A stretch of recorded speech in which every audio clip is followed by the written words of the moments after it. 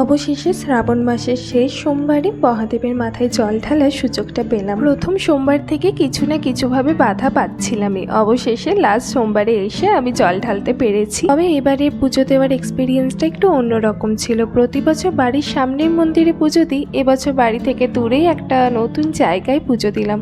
তবে একটা সুবিধা হয়েছে, আমার পিজির জাস্ট উল্টো দিকের রাস্তাতেই একদম সামনেই এই মন্দিরটা, তাই মন্দির খোঁজার জন্য বেশি ছোটাছুটি করতে হয়নি। তাই সকাল সকাল উঠে স্নান করে চলে গিয়েছিলাম পুজো দিতে। গিয়ে দেখি প্রচুর লম্বা লাইন, প্রায় 1.5 ঘন্টা লাইনে দাঁড়িয়ে তারপর পুজো দিলাম। আর ওখানেই প্রসাদ দেওয়া হচ্ছিল, শেষে প্রসাদটাও খেলাম, যেটা খুব সুন্দর আজকের দিনটা খুব সুন্দরভাবে শুরু হলো ভগবানের দর্শন করে পুজো দিয়ে। তবে এবার লেট হচ্ছে, অফিসও যেতে হবে, ঝটপট গিয়ে রেডি হয়ে নিই।